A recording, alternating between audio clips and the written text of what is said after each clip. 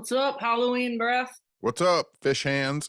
Oh my god, I was gonna tell you to call me fish hands. What's up, dead fish hand? Cold, clammy, weird, dead fish hands. Okay, we'll get to the part, but we'll explain that when we get there. I don't just always have dead fish hands. Let's just clear that up. But when you do, you do. You are fucking disgusted. Grossed out. Anyway, I'm not gonna go in order of anything. I'm just gonna say what we did on Halloween because we pulled off the best surprise ever. I guess you should. Go ahead. We went to the Conjuring house and watched the Conjuring movie in the house with our friend Andrea Perron, who was in the real family that it happened to in the movie. And she told us stuff during the movie, like what happened, what didn't happen. And then she talked before, she talked after, she hung out, and she had no fucking idea that we were coming. And we decided weeks ago, like, wouldn't it be the cutest thing ever if we like made Andrea's whole life and just like popped up at the house and nobody knew we were coming? And that's exactly what we did. And it surprised her so much that she didn't even know who I was when she first saw me.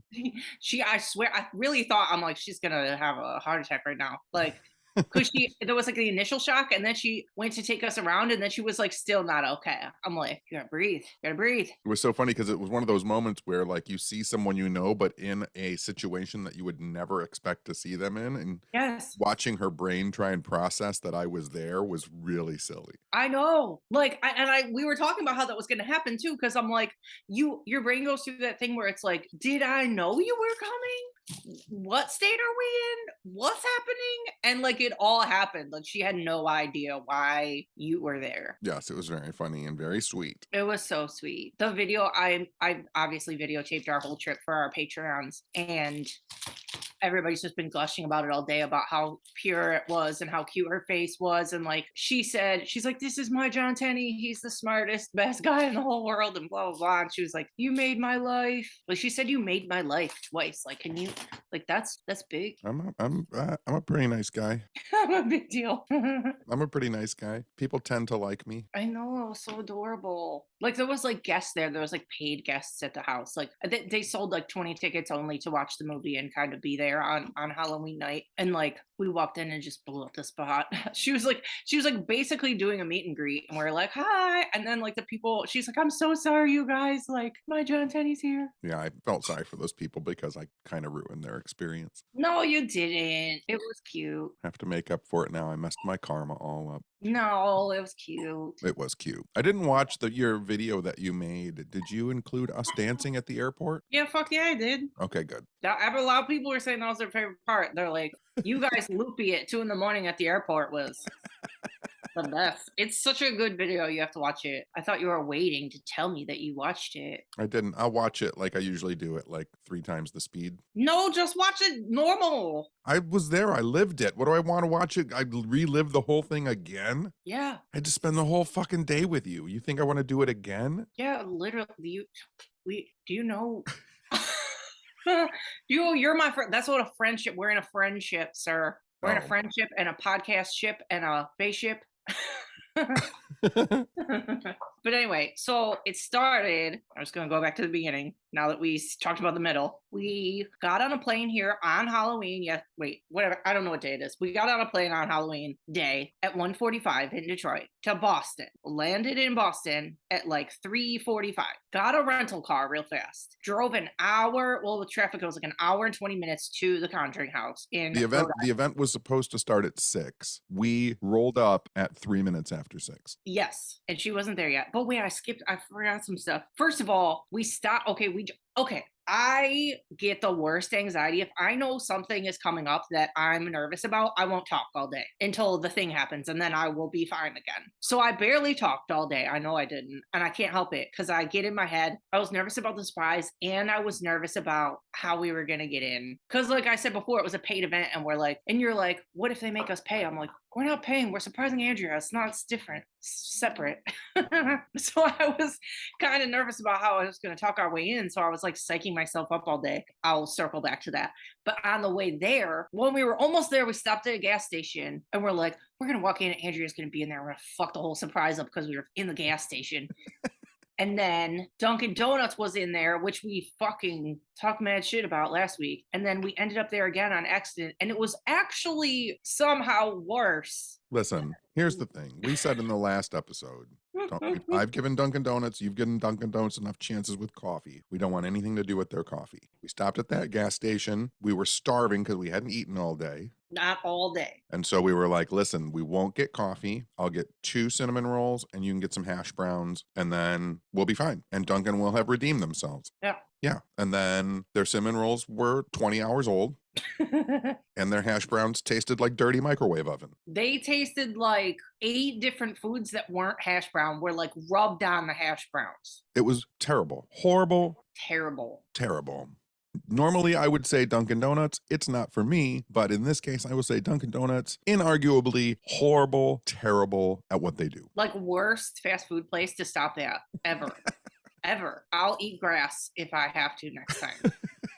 But the best part of going in there was the guy, the whole day was so surreal and crazy. And we were like loopy all day that we didn't even, at no point did I even realize what state I was in or what time it was or what was happening. And then the guy in front of us at Dunkin' walks up to the counter and talked the craziest Boston accent I've ever heard in my life. He orders 2 coffees and both of us, our eyes got wide and we looked at each other like we were so fucking happy. Like, did you fucking hear that guy's voice? He sounded like he was from Boston. You didn't know where you were at. I had been home for 10 hours. I had done 2 lectures in Pennsylvania, flew home, passed out at midnight, woke up at 11:30 in the morning, and then was back to the airport with you. Mm-hmm. I had no idea where I was. I know. We'll get to that too because I want to talk about your trip. But that guy's accent was a shit. And then we were trying to do his accent and we weren't doing it good. But no, I sounded more like Mario than I sounded like someone from Boston. I know every time I try and do a Boston accent, I do a Brooklyn accent. It's just not the right one. Yeah, I don't know what it is about the Boston accent unless you're doing the typical like park your car in Harvard Yard or whatever it is. Like, it's from heck, you can't have it yet. Like that type of thing. Oh, well, the thing I was doing was from Chief Brody at the beginning where he says, they're in the yard, not too far from the car. That's what I was doing. In the yard, not too far from the cat. But we love that guy's voice. And then, accent rather. And then we were, part of that, okay, when we were driving from the airport to the house, I was so fucking hot after we walked like a million miles through the airport and then got on a bus shuttle to get to the fucking rental car. And then we were driving, I was so hot. So I put on the air so high. And then I was like, after about 45 minutes, I'm like, okay, now I'm freezing. And out of nowhere, I touched your fucking hand to show you how cold I was. And that's why I was a dead fish hand. It was the grossest thing. I've been in punk rock bands, dated lots of gross people. I have done a lot of gross stuff in my life, as a matter of fact. When you touched me with those dead ass fish hands, it was so fucking bogue. Your initial reaction was so brutal, and then you were like literally shivering it off for like 5 minutes. You're like, oh, you're fucking ugh. It was like someone put a defrosting slice of bologna on my skin. That was cold, and I was nervous. None of my none of my blood was going right. So, and we played our favorite road trip game where we look at signs of cities and make names, and we got one of our best ones ever, which was McCracken Millbury. McCracken Millbury, smallest child born in the United States, at birth, the size of 2 acorns, has now grown up to a hefty size of 3 apples. McCracken, we decided, and then it kept going, and there was different Millberries, so we decided McCracken was like the runt of the litter. He was like the tiniest baby, and he never got bigger. Oh my god. Even at the age of 64, McCracken Millbury still was only a brief 14 inches tall. Brief. Oh my god, McCracken. I love him. He's our child. I feel like McCracken and the Melonheads are somehow related. They're just like little people in our universe, in the What's Up Weirdo universe. Known best, McCracken Millbury wearing an acorn cap for a hat. McCracken. And didn't you say that McCracken was a second or a twin, but the other one was normal? Yes. Why would you name 2 of your children McCracken Millbury? Oh my god. So yeah, so we got to This the Conjuring only house. is really funny when you're sleep deprived on I the know I'm road. still whacked out right now. So yeah, then we got to the Conjuring house, and then yeah, so we pull up to the gate, and I'm nervous about how we're gonna get in, and I see the car in front of us like hand back a fucking clipboard. I'm like, oh god, they're making people sign waivers. This is so official. I'm not gonna be able to talk us in. So we pull in, and I roll down the window, and look at the guy's face. I'm like, you look familiar. And he's like, you look familiar too. And then you lean over and you're like, what's up, Corey? And he's like, oh, hey, Tenny. It was Corey Heinzen, who used to own the Conjuring House and who we met before at a Strange Escapes event in New Hampshire. Yep. So I was all nervous to like throw on this, well, no, everything's fine. We're just here to see Andrea. I was like gonna get my best, like serious talking into like when you're trying to talk your way backstage for a band, like you're like, yeah, I totally belong here. It's fine. Like I was ready to be in that mode. And then I was like, oh, it's over. We did it. All right, it's over. Yeah. He was like, hey, Tenny, what are you doing here? Yeah, he's like, here you go. I'll pull up and park over there. I'm like, sick. I was nervous all day for that. So we parked and she wasn't there yet. So we had to put our seats back and hide. And then he came over and got us. We hid behind the house in the dark. And who was there making popcorn? Oh, Cody and Satori were there making popcorn. Yeah, Satori Hawes. And they came out and said hi. They gave us popcorn in the dark behind the Conjuring house, as one does. And then finally Andrea got there and we like low-key, like we did like army roll, like ducking, walking around the It house. wasn't that bad. It is on the video. Wait till you see it. I'm like filming the ground. I'm like, oh God, this is it. We're going in. You don't have to explain the whole video if people are going to watch the video. Yeah, just our pates. All right, whatever. Not everybody else knows. But anyway, so then we walked in. They're going to know. Nobody's gonna know. And you snuck up behind her. She was talking to people. She was meet and greeting people. And you were standing behind her for like a minute. And then she said something like to the people that walked in. She's like, you guys get to listen to me talk about the house for like 2 hours. And then you and your booming voice behind her goes, 2 hours. And then she turns around and just like the shock on her face. It's pretty funny. So cute. Wait till you watch the video. It's so cute. So I'll watch it. I'll watch it this weekend. Yeah. Or maybe next weekend when I get some time. Oh my God. I mean, I was there. Just watch it. So yeah, that one. Oh, and then before they started the movie, Roger, her dad, who's a real dad from the movie, called in, like video called in and said hi to the group in the house. And then they started the movie. And Andrea said, she said for the most part, they got everything right in the movie. There was just little stuff that they switched, which she said in the movie, they made her dad a truck driver, but in real life, he was like a traveling jewelry salesman, which I didn't know was a thing, but now I do. And she said kind of like the origin story. Well, I guess that's a big thing that was different. But she said like when they're figuring out the origin of the house, that's not really real. And then she said the exorcism didn't happen in the cellar. It happened in the living room. Mm-hmm. But she said a lot of the entities that they portrayed in the movie, like that thing that was on top of like the wardrobe, like that. She's like, they pretty much looked like that. And like all the stuff that happened to the kids, that was real. Like she said it. Oh, and she said they kind of have like Roger and Ed Warren in the movie, like buddy, like kind of being nice to each other. She's like, they fucking hated each other. They were not like nice to each other like that. Yeah. So that was interesting. But it was weird watching the movie because the soundtrack of that movie is real fucking weird. And they do a lot of these noises in the background that I don't know how to explain it. They're like a whirring sound, like a weird, like, I don't even know how to describe it, like a wind, but like not a wind. And you're watching the movie and I'm like, and I'm in the fucking house. And like, they keep saying, Andrea outside, like in the movie. And then I'm like, she's standing right behind me. I'm like, this is so fucking weird. And then the sounds in the movie, I'm like, was that the movie or was that the fucking house? Like I was like tweaking out. It's really weird to me that was because I remember when it came out and I always try and get soundtracks on vinyl. Mm-hmm. It's always weird to me that it's never been released on LP vinyl. See, that's weird too, because I posted a TikTok and an Instagram story of us going, and I'm like, I just typed it in, you know how they have the available music you can put behind it. And I typed in The Conjuring and it like the score like is in there, but it's like, then why can't people? I mean, they released it on CD. They should make it on vinyl. Yeah, they should put it out on a vinyl. And now, I mean, you could do like a Conjuring 1, Conjuring 2. You could do like a double LP. Yeah. Or if they wanted to be really crazy, they could do like Conjuring 1, Conjuring 2, Annabelle 1, 2, 3. Like they could put out like a 5-record set. Yeah, that noise, whatever, I still can't describe the noise, but it's fucking scary. That would be scary to have on like in Halloween times. Yeah. Another thing that happened, people were asking me if anything, did anything happen to you? No, not really. I know how we talked about this before, how we like we won't even like we'll go to haunted locations and we won't even talk about it when we leave because we need like a couple of days to like download in our brain what happened to us. Yeah, I have. Some people have probably heard me talk about this before, but I have ghost fingers. So when I'm walking around, like you'll see me Oh. wiggling my fingers. Mhm. That's how I can kind of tell if there's a ghosty something in there. Mhm. And I didn't get any ghost fingers, so I was fine.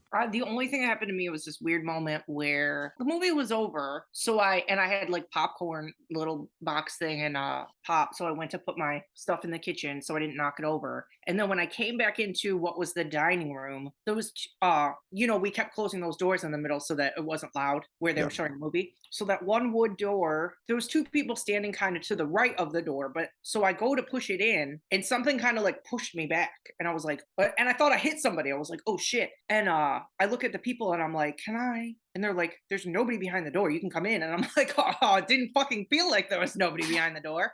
And I pushed it again and it was just fine. And then once I got in the room, I like wiggled the door back and forth to see if it would do that again. And it didn't do it. It was like fine. I'm like, that was fucking weird. Now that you mention it, when I was in the kind of dining room, Hmm. the door that closed between the dining room and the movie room had a physical like latch on it. Uh-huh. And we had that latch so the door wouldn't spring open. Uh-huh. And while we were talking, the latch unlatched itself and opened the door. Yeah, that's the same fucking door. That's so weird. Yeah, I like felt something. It really felt like I banged into a human and they like pushed it back. And I was like, oh shit, I just hit somebody. And the people looked at me in the eyes like I was crazy. There was like, there's nobody behind the door. I'm like,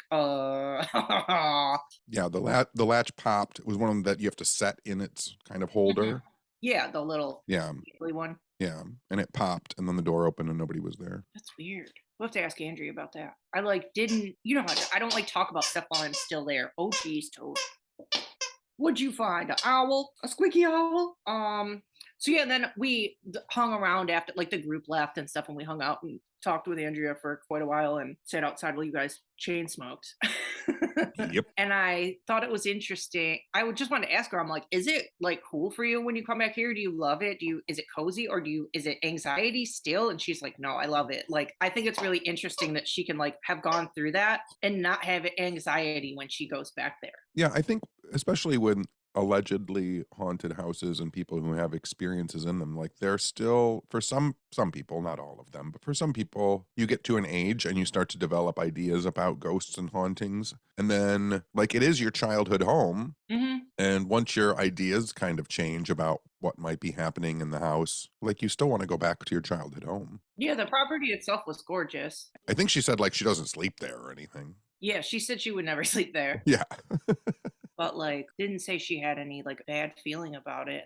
I probably wouldn't go back to my second childhood home just because I don't want to revisit the tunnel my father made me dig when I was 14 years old. Yeah. Child labor. I think like every once in a while I'd go drive by my old childhood home, but that street is weird for me too. I don't know. I don't know. I'll tell you this thing. I don't my first childhood home. The reason I don't like going back by my first childhood home is Mhm. because the neighborhood basically looks the same. The house looks basically the same. And it gives me a very anxious, dreamlike feeling. Yeah. Like why aren't I in there or some shit? Yeah. Yeah, it's Yeah, weird. yeah. Or like, how is my house there, but now I'm an adult?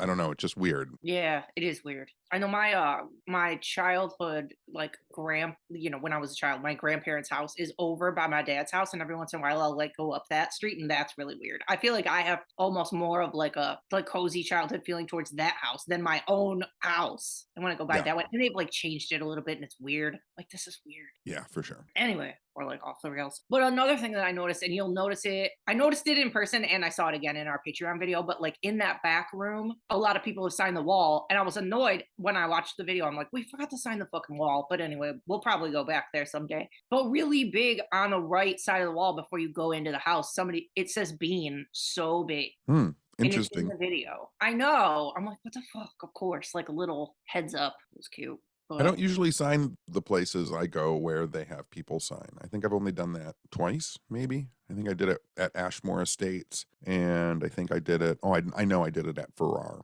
we did it at the Wildwood Sanatorium. Oh, yes. Yes, yes. Yes, yes. And I signed that. Did I sign? I signed that. Did I? I think. Did we sign the Hinsdale House? Yes. Yeah, I feel like I did it somewhere else where I wasn't with you. I don't fucking remember. Anyway, so yeah, the Conjuring house was the shit. Everybody was really nice. It was a really nice group. So then she had to do like a live radio show because this is like Halloween night. We made her miss that. I know she missed the start time because she was outside hanging with us. So we pieced out. We went to find food in downtown Boston because we literally, at that point, all we'd had was those fucking disgusting hash browns. Ugh. So we found a place called Tasty Burger in Boston. Shout out Tasty Burgs. I think Tasty Burgs is taking a toll on my stomach right now. Really? Yeah. I think I was fine. Does that take about that long to get through my intestines? I'm not a doctor. No, that's the realest shit that's ever been said on this show. Understatement of the year. But okay, so at this point, it's after Tasty Burger, it's only about, I would say, midnight-ish. No, later than that. It was like 1. Yeah, because it took an hour to get from the house to downtown Boston. Anyway, so around 1:30 in the morning, I was like, I just want to see more stuff. We had more time. We didn't have to, our flight home was at 5 in the morning, so we didn't have to be back at the airport until 3. So by Tasty Burger, we went to the Paul Revere house where he used to live. I love that you're telling this story in real time. Oh, like while we're there, whatever. Like, I feel like 5 hours has already gone by. Shut up. But yes, we saw the Paul Revere house and then we went. There was nobody in our Patreon video. We're literally dancing around. Loopy, crazy. We're not drunk. We didn't drink. We're just fucking exhausted and trying to stay awake for our 5 a.m. flight because we didn't get hotels. We weren't going to sleep. So we're like, what are we going to do? Let's keep ourselves busy. So we went to this little weird part of downtown Boston. In the video, we're literally dancing on cobblestone streets alone. Nobody's around us. I said, I'm like, Tenny, we're going to go vampire sightseeing. And you're like, we're going to see vampires. I'm like, no, we're the vampires. Yeah, I didn't understand what you were saying. I know. Oh, you know what? I found out. I looked up Paul Revere. Do you know he had 16 children? Well, he didn't. Well, he didn't know. He did not himself. No. Right.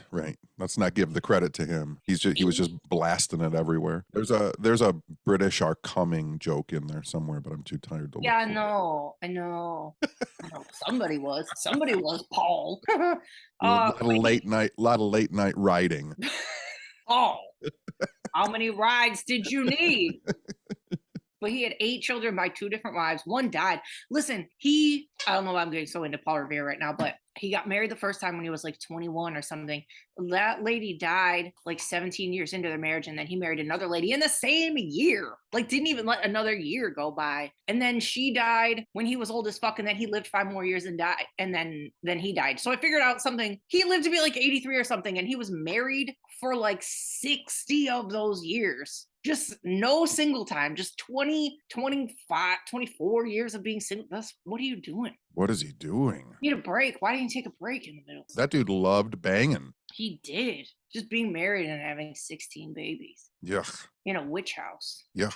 That house was sick, though. The house was cool. Yeah. But the thought of having 16 kids is freaking me out. I know. Then we went, okay, so then after Paul Revere house, we went back to the airport where literally like not one human was. We were at the airport in Boston at 2:00 in the morning by ourselves, dancing outside on video. It's on our Patreon video. We're just dancing around in circles for no reason. Yep, for hours while they didn't do anything. Like, No. open up, put one person at security. Yeah, nothing was open. And then you went into a glass box of emotion.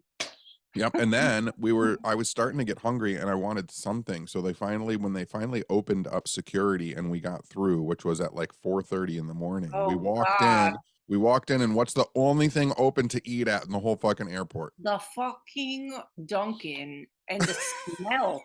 The smell around the Dunkin' was the exact smell of those rancid fucking hash browns. It was filling the whole room. I'm like, Tenny, I'm gonna barf. I'm literally gonna barf. It smelled like if you've accidentally ever burnt on like a fingernail. Like old microwaved food and BO. Yeah, that's a pretty good mixture. Yeah, those hash browns smell and taste like BO. They're fucking disgusting. Maybe it's those hash browns that are giving me a bellyache. Probably they were disgusting. Anyway, so then we flew home. You watched all the killings in The Godfather and all the Godfather films. You put together a super mix for yourself. I did. On the way to there, because it was Halloween and because I'm me, I watched The Craft. And then on the way back, I watched Godfather 1 and 2 smashed together while I fast forwarded to my favorite parts. And then after I realized those two movies, I'm like, inside you there are two wolves.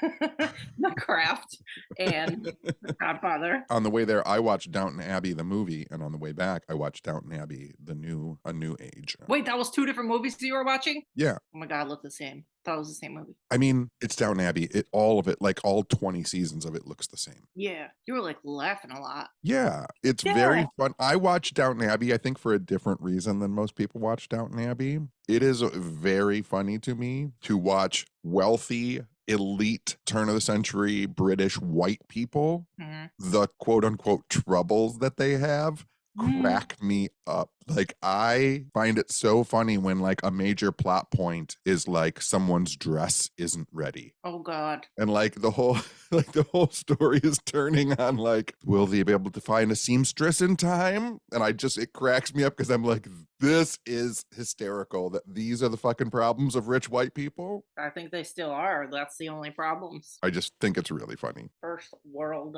problems they can't talk. Okay, so I just remembered another thing. What obviously you guys know this about me already because I've talked about it a million times. But when I go to haunted locations, I take a something. I'm a scavenger, so I'll usually take a couple, like a pinch of grass from outside wherever we are, and then I'll go around the location and see if there's anything on the ground, like a piece of wood or like a paint chip or a window pane or a rock in the basement. So when I was in the cellar, like filming the Patreon video, I found a little rock because like those old cellars are like crumbly, falling apart. So I took a rock, I took some grass, and then we fly home. And then when we landed, we're still on the tarmac, and like the cute little stewardess saw my pin on my jacket. It's your pin that you made. It says Future Ghost, and I should have gave it to her, but I didn't because you don't have any more. And then anyway, and we hadn't told anybody where we were going. We hadn't talked to anybody. So I was like, guess where we just were.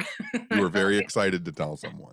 No, like a little kid. I told her we were at the Conjuring house, and she's like, that's so crazy, blah, blah, blah. And we had told a couple other people in the airport too, because there was nice people in front of us, but they all freaked. Well, the stewardess in particular, I was like, when we were telling her, was like, yeah, what if you knew that I had a piece of the basement and the grass blades in my purse? Like, I just took pieces of the Conjuring house on your flight, possibly haunted everybody, haunted your airplane. Don't steal things from haunted locations, everyone. It was a rock.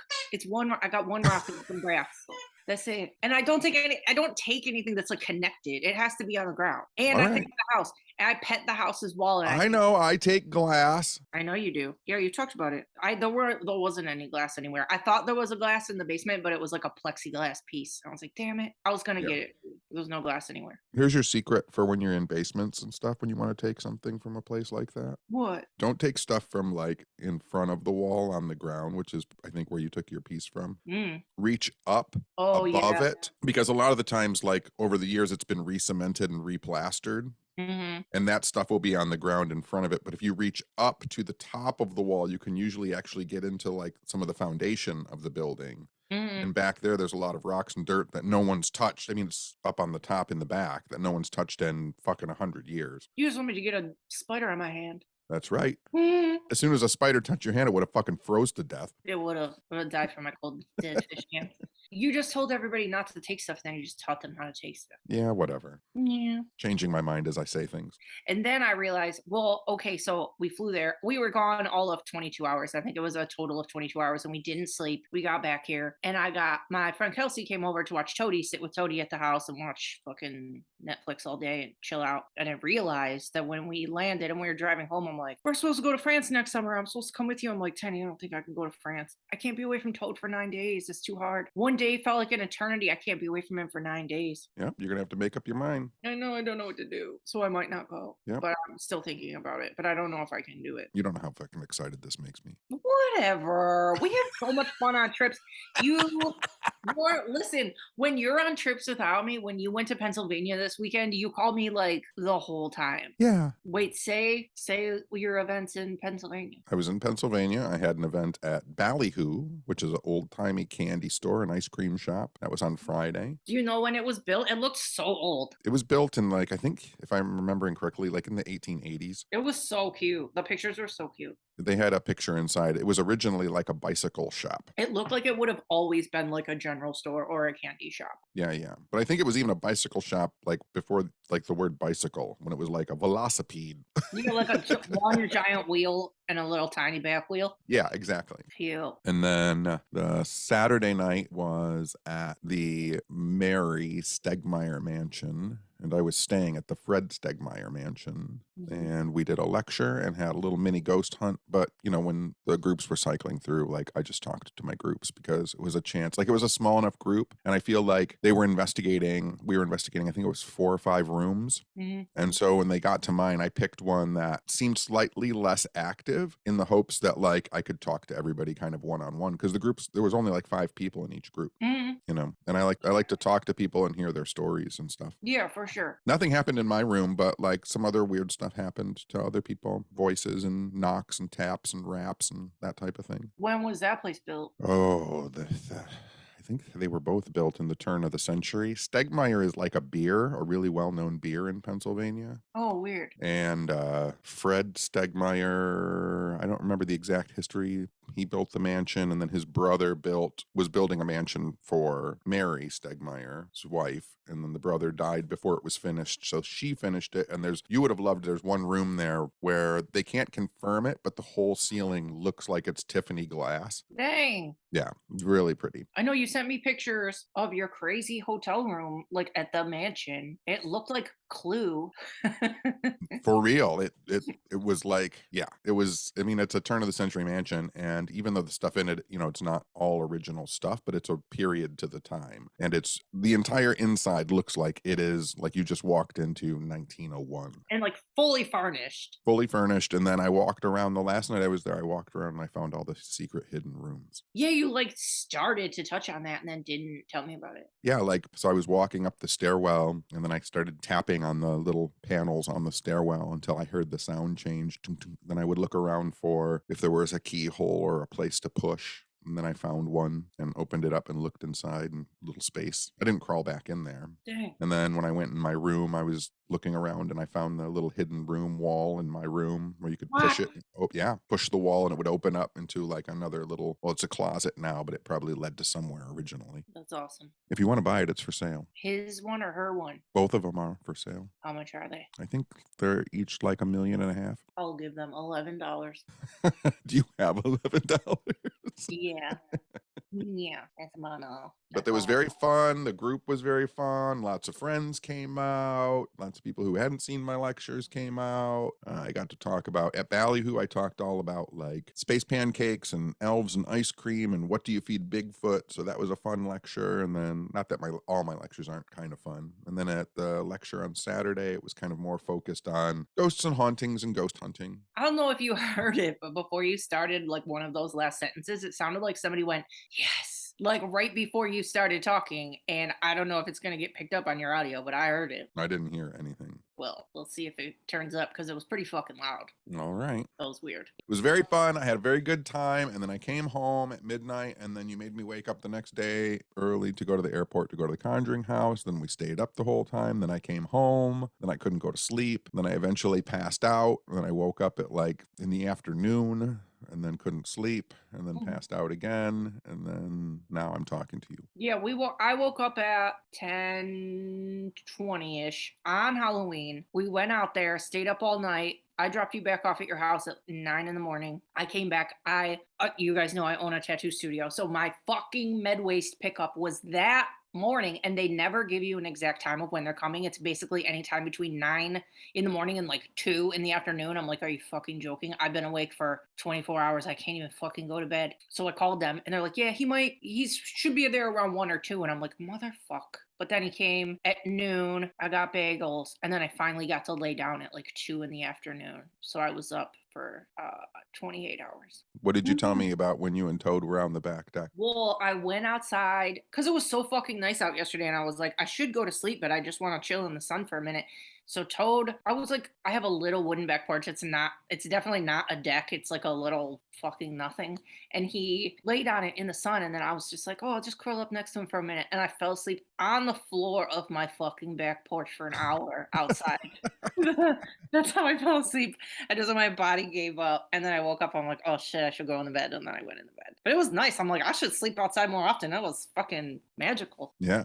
Wait until you get a bee up your nose. I was waiting for it because like little leaves kept falling on our head. I'm like, I'm gonna get up. But there's no bugs right now, really. It was really nice. The good thing is that like centipedes and stuff are so light you don't feel them when they're walking on you. Come on. So like you could have had some in your hair like Kate Capshaw in Indiana Jones. Like that tunnel scene in Temple of Doom. I know it with the lever. I'm not shoving my hand in the lever. All the giant centipedes crawling up through her hair. Nope. No millipedes for me, thanks. But oh yeah, so then I forgot to tell you, while I was busy just not going to sleep ever, when I was coming back from doing this Medways thing, I stopped at our PO box and get this stupid shit. Our post office has started doing a thing where you only have 15 days to pick up your shit, and then they send it fucking back. So if you're listening and you sent us something, something got sent back. They said there was a card in our PO box, and they're like, it's already gone. I'm like, oh, y'all could have told us that you switched it to 15 fucking days. So now we rent a box that we don't have the box for.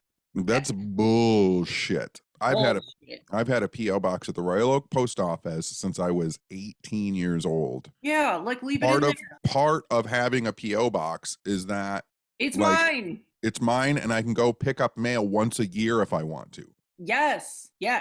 So there was one thing in there, and then who knows what got sent back. And we were just there not that long ago. That's bullshit. I know you were going to be pissed, but I wanted to say it on here. So if you sent us something and it gets sent back, don't think that we did it. Just if you want to resend it, fine. If you don't, then give it to us at an event or something. But I feel bad, but I'm going to go raise a ruckus now. I know. I'm like, it would be too much of a hassle for us to move our PO box. Like, what the fuck? This was part of the downfall of our society. I know, leave it in there. And that was the thing in the box where the one thing was still waiting. It was like in one of the bigger boxes and it was empty. I'm like, what? One more thing couldn't have fit in here? That's infuriating to me. I know. I knew you were going to be pissed. I am really mad now. I know. I don't know what got sent back. And there was like 3 cards in there. So it's like, maybe more than one thing got sent back. So I'm going to write a letter. Do it. And then it'll be returned to me in 15 days. Literally. But no, you know how sometimes there's like, oh, your PO box is almost up. So they put a little notice in there. It's like, y'all couldn't have left us a notice that now we have 15 days. You just let it lapse and you sent shit back? Yeah. Rude. Anyway, we're bitching. I think that's everything. Is that everything? Yep. Good job. Good job. There was something else I thought I wanted to say. I got one more. I watched that movie, Don't Worry, Darling, earlier in the week, and it's so good. Don't listen to any of the bad reviews. It was so good. It's so weird and cool and trippy and what's the word I'm looking for? Surreal. I don't know. It's awesome. It's very pretty. Cinematography is sick. It's really weird, and you should watch it. And I did not watch it, so I have no opinion, but I will stress again, people should watch Thai insurance commercials on YouTube. Oh, God. People kept DMing us being like, what the fuck, Danny? You just made everybody cry. And watch reruns on YouTube. Most of the episodes of Time Team are on YouTube. Watch some of those. Those will put you to sleep. Oh, yeah, you told me about that. I do want to watch that, actually. British archaeologists digging around in the dirt. I do want to watch that. Oh, we have to get our metal detectors. I keep thinking it. I have a list of things that I have to get us. Okay, but listen. Me and Courtney, Liminal Librarian, were talking all day about how, because my house turns 100 next year, and I want to know more about my house. So she knows how to fucking find everything. So we were looking at trying to find records and shit all day. And so I found that map that you showed me that says I'm on Orson Star property. And then a little bit later, it's like the whole area is owned by Charlotte Star. Yeah. I'm like, is this Charlotte Star's house? Is whatever the fuck. But anyway, and then it said that Orson Star made cowbells and they're collectible and blah, blah, blah. And I'm like, what if I have an Orson Star cowbell in my backyard and I don't even know? Yeah. So now we need metal detectors. I mean, I can take you to the Royal Oak Library and we can go to the property room and look at all the plat maps and see who owned your property. Yeah, she said. I mean, that's what I fucking do for a living. I'm a goddamn researcher. I can do that stuff for you.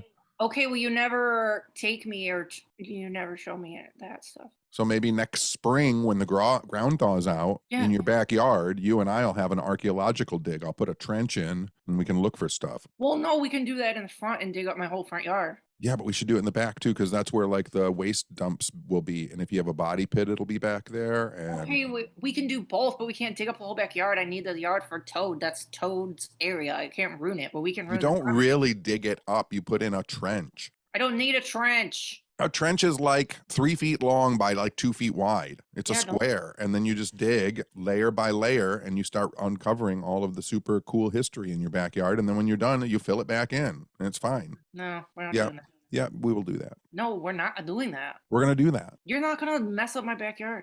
I'll just do it when you're not home. Oh, God damn it. Whatever. Well, let's dig up the front yard first because we don't want to mow it anymore. We don't want to. You don't want to. We both. Is that all you got? I think you got to watch the new episodes of Love Is Blind season 3. I know. I will watch them. There's if that's what you're bringing up, then we're all done talking. There's 9 episodes. I watched the next 3 today, and they're really good. And the new Unsolved Mysteries episodes came out today. And one of our friends' great aunt is on there. Amy Full Dark Paranormal's great aunt is on the 8th episode. I know. I saw the tweet. Do you think I don't look at all the tweets? Shh. And her name is Jodie Foster. I look at all the tweets. If you think I don't look at all the tweets, people don't know how many tweets I look at a day. Yeah, and you act like fucking whatever. I keep track of shit. You never touch your phone. You act like I am on my phone too much, and then you're like tweet lord. You are on your phone way too much. Way too much. Yeah, I'm working on it. Okay, and I have lots of shit to answer. You don't answer anything. No, I don't. I have cultivated. I talked to them the last 3 days in a row. I have cultivated a personality of non-responsiveness, and people still love me. Ain't that the truth? I have cultivated a personality of over-responsiveness, and now I have to live with that. Yes, you do. Yeah. All right. All right. Get the fuck out of here. You get the fuck out of here. We still can't do a Boston accent. No, we can't. No, we can't. Oh, can I do the French accent? I know. What were we doing in the car? I don't know. We were really tired. I know. I don't even know what we were doing. But anyway, if y'all want to see the extended video of our Conjuring trip and support the podcast, you can go to patreon.com/whatsupweirdo and see that video and like a million other videos that we've made of us being fucking ridiculous. And you get ticket discounts on our live events and whatever else we feel like giving you. With all of the Twitter nonsense going on right now, should I start a What's Up Weirdo Discord? Is that a thing we should do? I don't know. We did have somebody offer to moderate it for us because I'm like, I literally can't do one more thing or I'll jump off a bridge. Maybe I'll start us a Discord. Yeah, if Twitter gets fucked, we should probably have one. And I mean, but it should be there waiting in case Twitter gets fucked up, and then we can just pop it all over. Yeah, that's a good idea. All right. Let's end on Tenny had a good idea. Let's end on Tenny just said, I'm never on my phone. Let me start a Discord. All right, get out of here. Hey, get the fuck out. See, it's Brooklyn Italian. I can't do a Boston accent. Yeah. Anyway. Every time you try and do an accent, it sounds like Joey Meatballs or Tommy, I know it sounds Tommy like the Foot. Hey, get the fuck out of here. Vinny Bag of Donuts. Literally Long Island. Anyway, thanks for being fun. Thanks for being my fun friend that'll just pick up and do whatever and not sleep and fucking gallivant with me. Yeah, well, you need somebody like that. Okay, and you don't? Thanks for being my friend. Thanks for being my friend. All right, I'll talk to you tomorrow. Okay. Okay, bye. Oh my God, bye. Get out of here. Hey, get out of here.